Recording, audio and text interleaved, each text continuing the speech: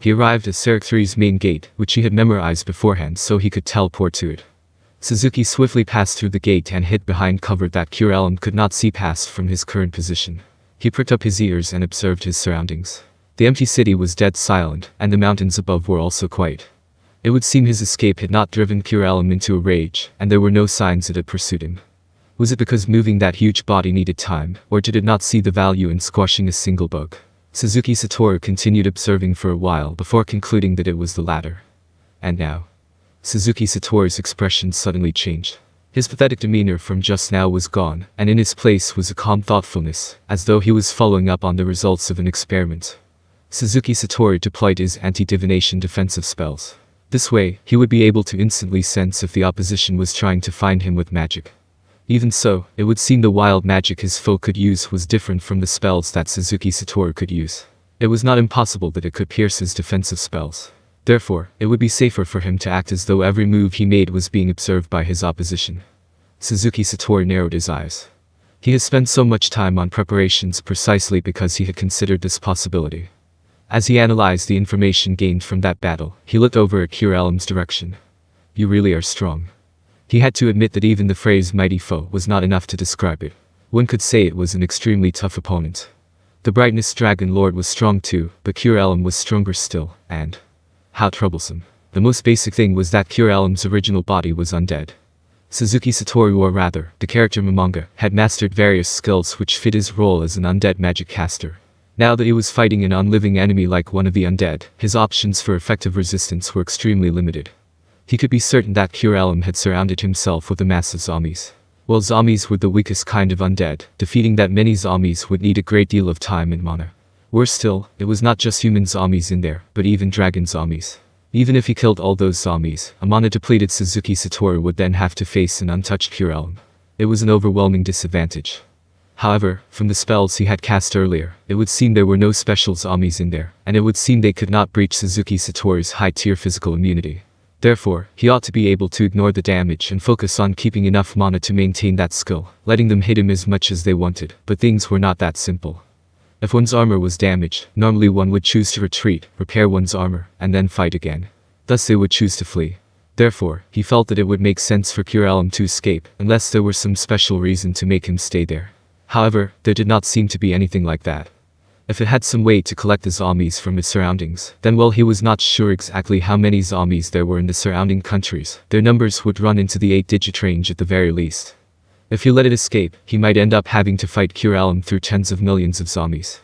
When that happened, the same tactics would probably not be effective again. The more times he fought, the more likely it was that Suzuki Satoru would lose. He had managed to escape this time, but it would be best to assume that his high-tier physical immunity would only be effective for the next battle. Analyzing the knowledge one had gained and working to counteract the abilities of one's opponents was a matter of course. Elim would definitely do such a thing. Only a fool would assume all their enemies were fools. More to the point, the enemy might have found a countermeasure in the next battle, if he was unlucky. Since he was a dragon lord like the Brightness Dragon Lord, it was possible that he might wield wild magic, an incomprehensible power that did not exist in Yggdrasil. No, he ought to take that into consideration too. You lose less by overestimating your opponent compared to underestimating them.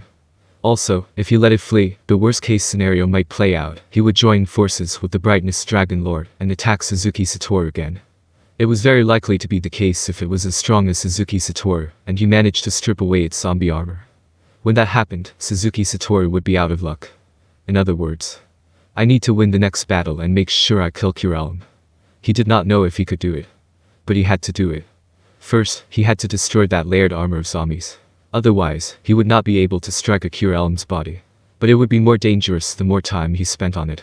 While he had no idea how far his zombie summoning ability could reach, Suzuki Satoru would have no chance once it managed to replenish its shield of zombies.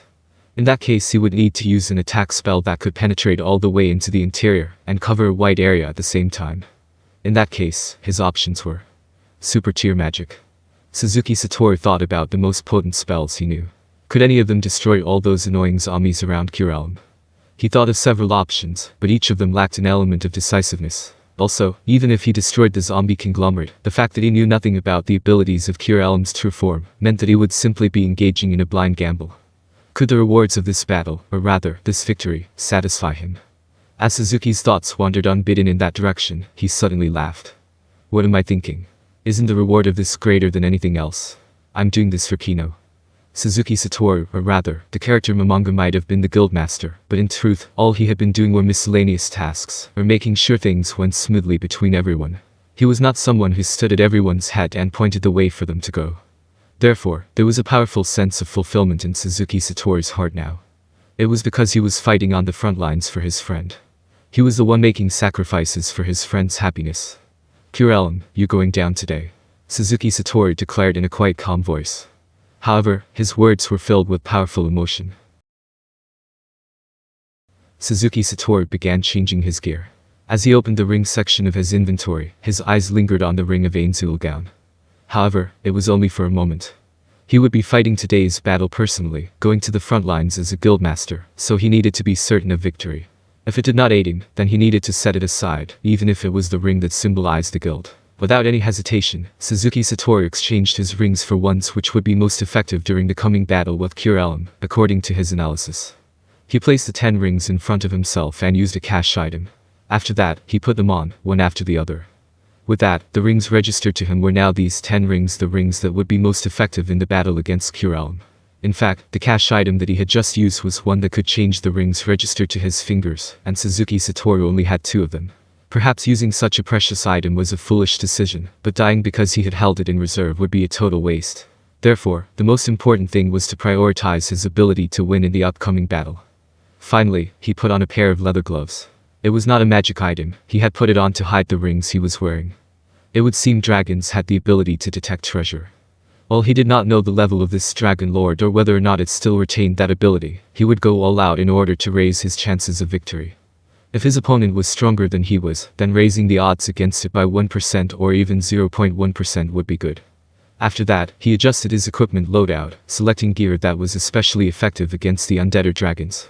Finally, he came to one of his trump cards for this battle, the staff of Ainz gown. As he looked upon the staff on his hand, Ainz smiled from the bottom of his heart.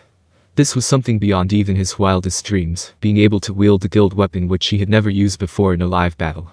Surely his guildmates would not have thought of such a thing. You are the proof of our guild's existence. Let's go. As if in response to Suzuki Satoru's words, black smoke overflowed from the staff, as though it were displaying its will.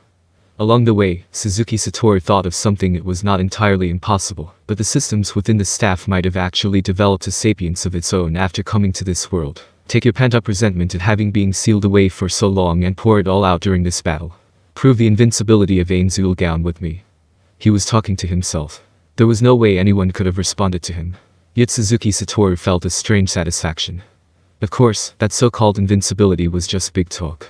They had suffered minor setbacks countless times in the past. It was not like they had not experienced things like going to PK others and getting PK'd in turn. But the guild had never suffered a defeat that had been big enough to shake it. From that point of view, if they could get back up again, it was not a true defeat. He returned the staff into his inventory and took out the world-class item he usually equipped and put it on.